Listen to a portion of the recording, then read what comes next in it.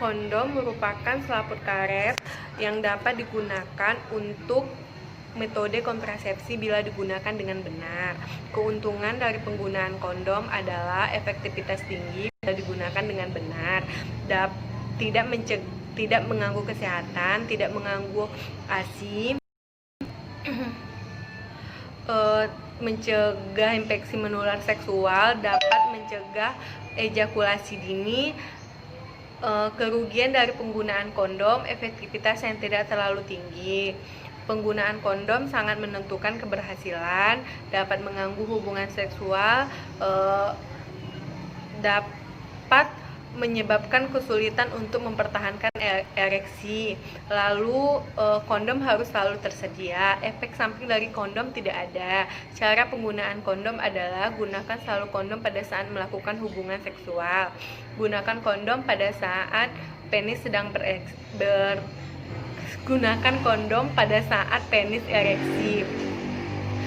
Tempelkan ujung kondom pada penis, lalu tarik selaput kondom ke pangkal penis. Sisakan sedikit selaput kondom untuk tempat menampung sperma. Lepaskan kondom pada saat sebelum penis melembek. Tarik kondom dan buang ke tempat sampah.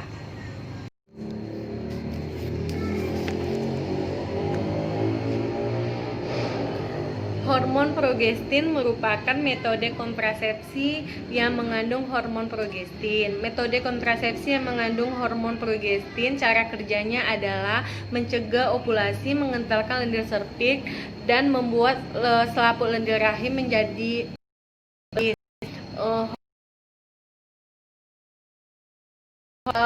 ada pil yang mengandung hormon progestin. Biasanya tuh yang digunakan itu pil mini yang dapat digunakan pada ibu menyusui. Kemasan dari pil yang mengandung hormon progestin ada yang kemasan isi 28 pil dan ada yang 35 pil. Keuntungan dari penggunaan pil yang mengandung hormon progestin adalah efektif jika digunakan dengan benar dengan waktu yang sama setiap harinya. Tidak mempengaruhi ASI, tidak perlu melakukan pemeriksaan panggul, tidak mempengaruhi hubungan seksual, kembalinya fertilitas lebih cepat dan mudah digunakan, dan efek sampingnya lebih kecil. Keterbatasan dari penggunaan pil yang mengandung hormon progestin adalah harus digunakan setiap hari. Risiko kehamilan ektopik lebih tinggi. Bila lupa, kegagalan lebih besar. Efektivitas penggunaan pil yang mengandung progestin dapat menurun bila bersamaan dikonsumsi dengan obat epilepsi dan obat TBC, dan tidak mencegah infeksi menular seksual. Efek samping dari penggunaan pil yang mengandung hormon progestin adalah mengalami gangguan haid seperti spotting, amenorrea, peningkatan atau penurunan berat badan, payudara menjadi tegang, sakit kepala, timbulnya jerawat. Penggunaan pil yang mengandung hormon progestin dapat digunakan setelah 6 minggu pasca persalinan atau 6 minggu pasca persalinan.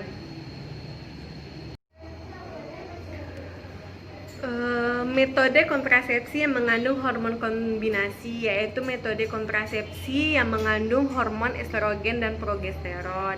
Cara kerja dari hormon kombinasi adalah menekan ovulasi, mencegah implantasi, mengentalkan lendir serviks, dan mengganggu pergerakan tuba. Pil yang mengandung hormon kombinasi terdiri dari 3 jenis, yaitu ada monofasik, bifasik, dan trifasik. Monofasik dapat terdiri dari 21 tablet hormon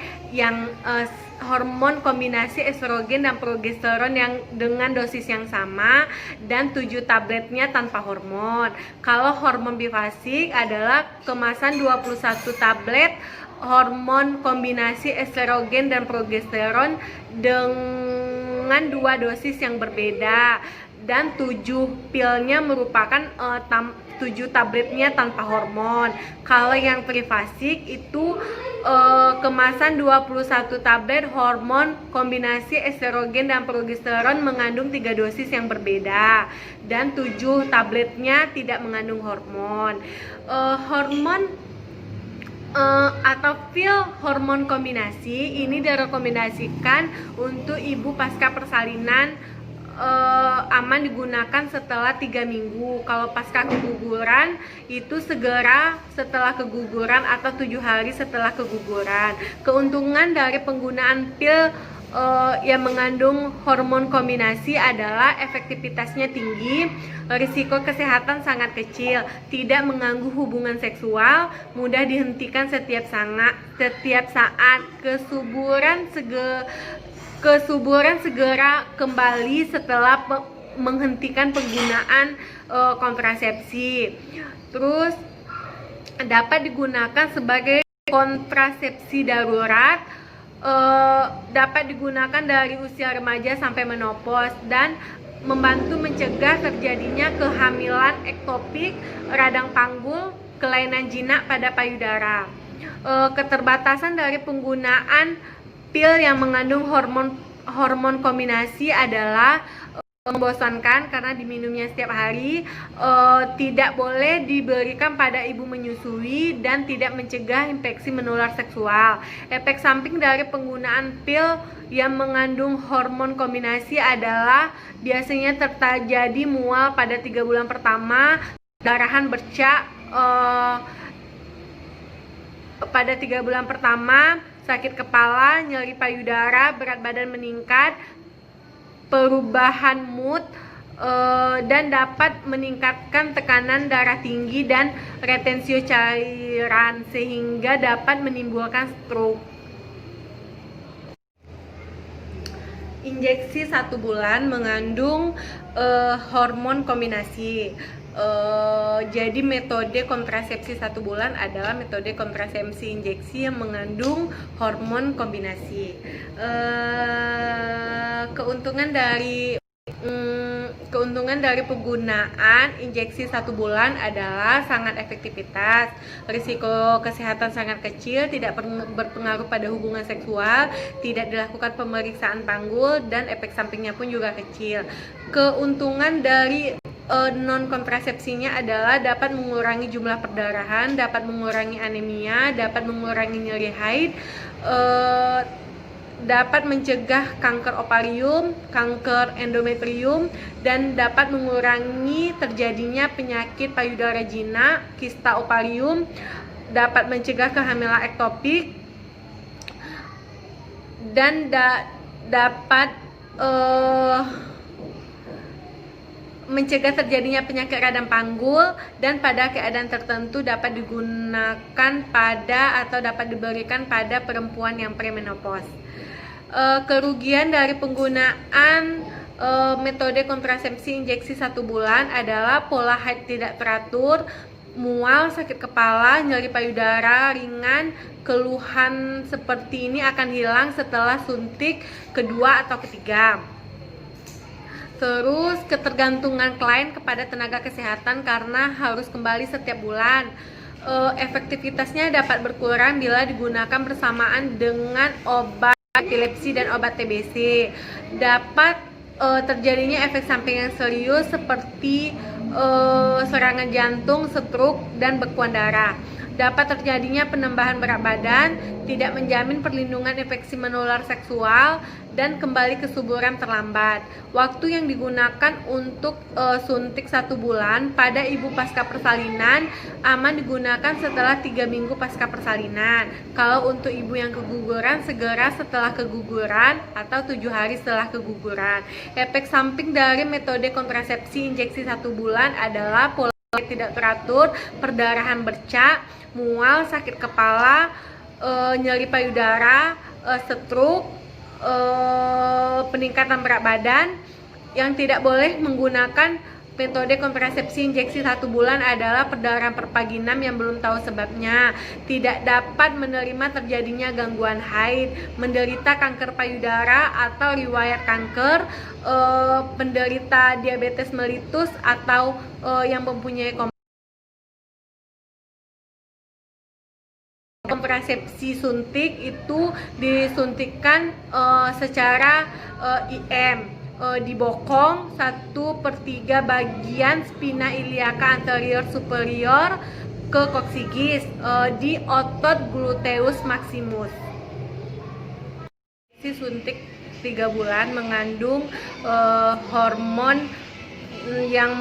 hormon depometrogiprogesteron asetat atau DMPA 150 mg, disuntikan secara IM 3 bulan sekali. Keuntungan menggunakan metode kontrasepsi suntik 3 bulan adalah efektivitasnya yang tinggi atau sangat efektif, tidak mempengaruhi pada hubungan seksual, tidak perlu melakukan pemeriksaan panggul, tidak mempengaruhi ASI, dapat digunakan pada perempuan mulai umur 35 tahun sampai premenopause, dapat mencegah terjadinya kanker endometrium dan kehamilan ektopik.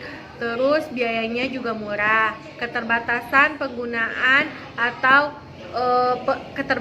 penggunaan metode kontrasepsi 3 bulan adalah klien akan sangat tergantung pada petugas kesehatan, tidak dapat dihentikan sewaktu-waktu, tidak dapat mencegah infeksi menular seksual, dan terlambatnya kembalinya kesuburan.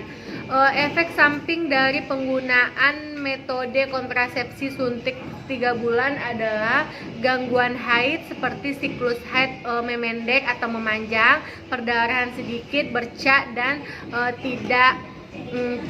tidak datangnya haid, terjadi penambahan berat badan, terjadinya perubahan lipid serum pada penggunaan jangka panjang. Pada penggunaan jangka panjang dapat menimbulkan kekeringan pada vagina, libido menurun, emosi tidak stabil, sakit kepala, dan timbulnya jerawat. Yang tidak boleh menggunakan kontrasepsi suntik 3 bulan adalah hamil atau dicurigai hamil, perdarahan pervaginam, tidak menerima terjadinya gangguan haid, menderita kanker payudara atau ada riwayat kanker, penderita diabetes mellitus atau yang mempunyai komplikasi. Waktu menggunakan pada ibu pasca persalinan dapat digunakan 6 minggu setelah persalinan. Implan merupakan metode kontrasepsi jangka panjang yang dapat digunakan untuk menjarangkan kehamilan. KB implan ini dipasang di bawah kulit ibu di lengan atas sebelah kiri. Implan ditempatkan di antara otot bisep dan otot tricep. Implan, hormon yang dikeluarkan implan sedikit demi sedikit melalui aliran darah. Jenis implan ada 3, ada Norplan, Implanon, dan ada Jadena buatan Indonesia.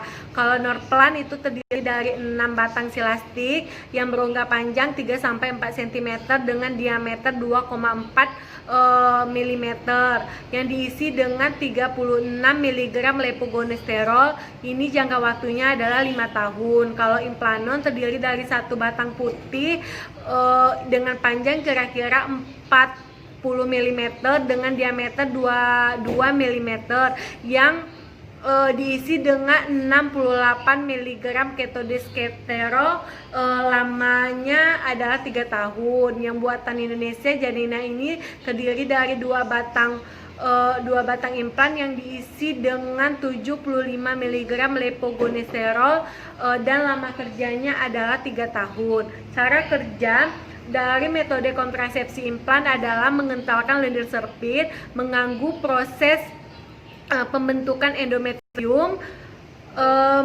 menekan ovulasi, dan mengurangi transportasi sperma. Efektivitas penggunaan metode kontrasepsi ini sangat tinggi. Keuntungan menggunakan metode kontrasepsi implan adalah daya gunanya tinggi, perlindungan jangka panjang sampai dengan 5 tahun, lalu kesuburan kembali cepat setelah menghentikan pemakaian, bebas dari pengaruh estrogen, tidak mengganggu hubungan seksual, tidak mengganggu ASI.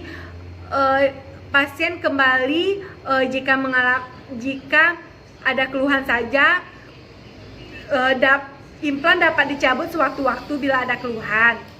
Efek samping yang timbul dari metode kontrasepsi implan adalah terjadinya amenorrea, perdarahan bercak, ekspulsi, infeksi pada daerah insisi, dan penambahan berat badan ataupun terjadinya penurunan berat badan. Yang boleh menggunakan metode kontrasepsi implan itu adalah usia reproduktif, menghendaki kontrasepsi jangka panjang, ibu menyusui, pasca persalinan, pasca keguguran, riwayat kehamilan ektopik, ibu dengan tensi kurang dari 180 dengan diastol 110, terus yang tidak ada masalah pembekuan darah, ibu yang sering lupa menggunakan pil, ibu yang tidak boleh menggunakan kontrasepsi yang mengandung hormon estrogen. Yang tidak boleh menggunakan metode kontrasepsi implan adalah hamil atau dicurigai hamil, perdarahan perpaginam yang belum tahu sebabnya, kanker payudara, adanya benjolan, miom uterus, dan gangguan toleransi pada glukosa. Cara pemakaiannya, kita memberitahukan dulu persiapan pasien terlebih dahulu, meminta pasien untuk membersihkan lengan sebelah kirinya menggunakan air mengalir dan menggunakan sabun. Lalu kita mempersiapkan alat yang disiapkan yaitu handscoon, bisturi, trokat, pinset anatomi, arteri klem, spet 5 cc, duk lubang, kom kecil berisi betadin, implan steril, kasa, plester, lampu sorot, lidokain 2 ampul, bengkok, tempat sampah, larutan klorin, air mengalir, sabun cuci tangan, dan handuk bersih. Nah, setelah pasien membersihkan tangannya, meminta pasien untuk tidur di tempat pemasangan implan. Lalu kita memasang sarung tangan, tangan satu, membersihkan tangan pasien dengan larutan antiseptik, lalu membuat tanda pada tempat yang akan diinsisi. Nah, setelah itu mendekatkan alat, membuka spet 5 cc, memasukkan ke dalam bak instrumen. Setelah itu memantahkan ampul lidokain. Setelah itu memasang sarung tangan satu lagi, memasukkan lidokain. Setelah masukkan lidokain, masukkan ke dalam bak instrumen. Setelah itu memasang duk. Setelah memasang duk, melakukan desinfeksi pada daerah pemasangan dengan larutan antiseptik. Setelah itu dengan larutan alkohol. Lalu baru pasang dengan larutan alkohol. Lalu melakukan melakukan anestesi secara intrakutan di antara 2 lokasi pemasangan. Setelah melakukan anestesi, lalu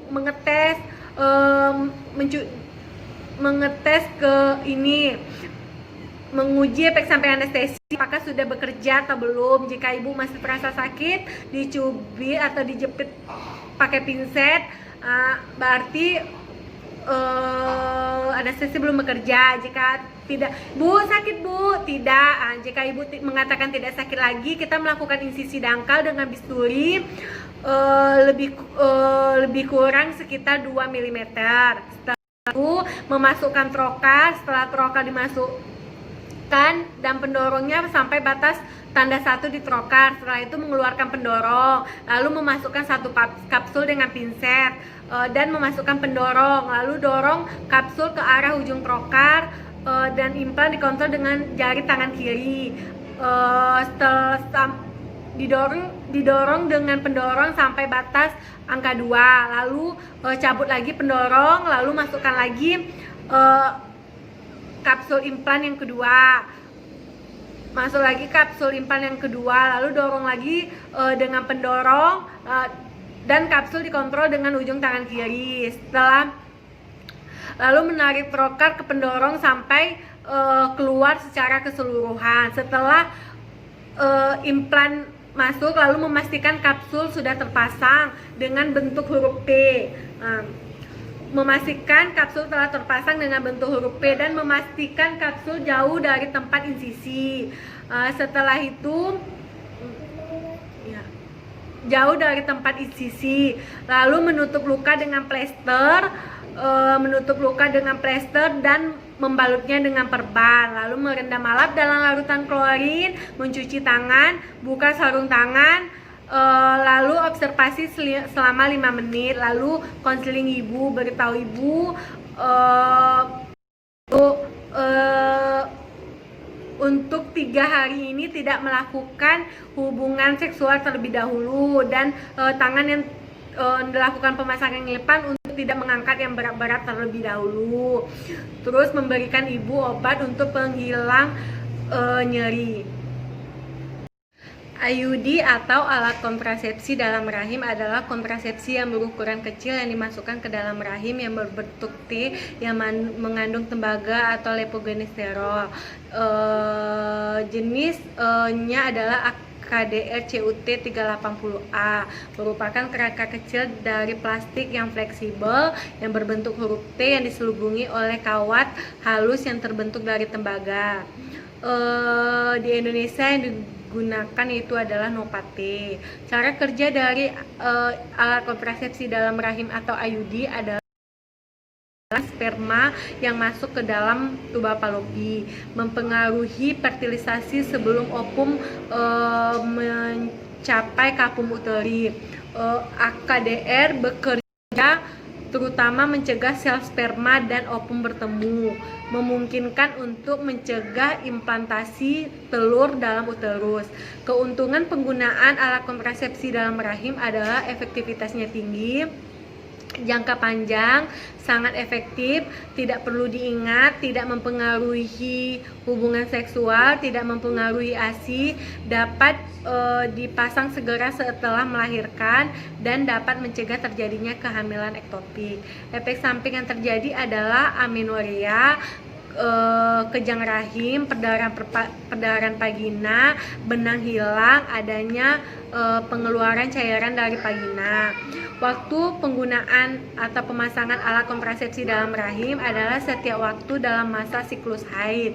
Haid pertama sampai ke-7 siklus haid, segera setelah melahirkan, 40 sampai 4 minggu pasca persalinan, 1 sampai 5 hari setelah senggama yang tidak dilindungi.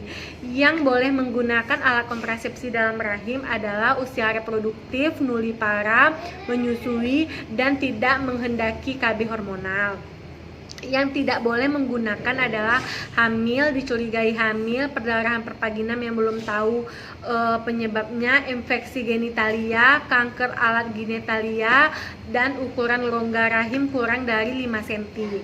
Nah, pelaksanaannya adalah memberitahukan ibu dulu cara pemasangan IUD atau alat kontrasepsi dalam rahim, dan membuat surat persetujuan yang ditandatangani oleh ibu. Lalu kita menyiapkan